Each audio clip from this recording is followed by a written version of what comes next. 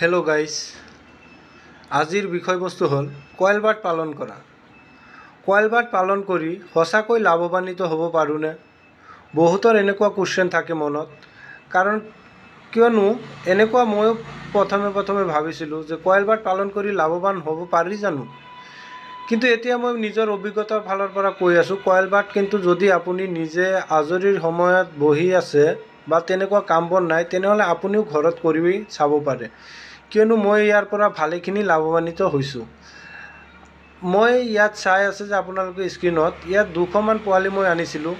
200মান পোৱালিৰ পৰা এতিয়া মোৰ মৰ্টেলিটি প্ৰায় 5টামান পোৱালি মোৰ মৰ্টেলিটি হৈছিল। মৰ্টেলিটি কওঁতে একদম জিৰ' আৰু বেমাৰ আজাৰ একদম জিৰ'।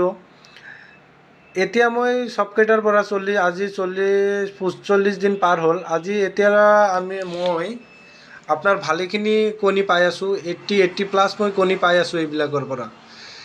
এতিয়া এনেকুৱা যদি কোনো দাদা বা কোনো তেনেকুৱা নিবনুৱাৰ সমস্যাত ভুগি আছে বা কোনে যদি ভাবি আছে যে মই এনেকুৱা কইল বাৰ্ডৰ ফাৰ্ম কৰিম বুলি ভাবি আছে, তেতিয়াহ'লে আপুনিও কৰিব পাৰে। এতিয়া কথা হ'ল পোৱালি ক'ত পাব? পোৱালি এতিয়া মই স্ক্ৰীণত চাই আছে, এইবিলাক চবকেইটা কইল বাৰ্ডৰ পোৱালি হয়। এইবিলাক আমাৰ নিজে যে ফাৰ্ম কৰি আছোঁ, ফাৰ্মৰ কণীৰ পৰা হেচ কৰি যিবিলাক এই কোৱালিটিৰ পোৱালি, সেইবিলাক পোৱালি আপোনালোকক অল আছাম ডেলিভাৰী কৰা হ'ব। যদি কোনো দাদা বা কোনোবাৰ যদি লাগে, যদি ভাবি আছে কইল বাৰ্ডৰ ফাৰ্ম কৰিম বুলি, তেনেহ'লে আমাক স্ক্ৰীণত দিয়া নাম্বাৰত যোগাযোগ কৰিলে হ'ল।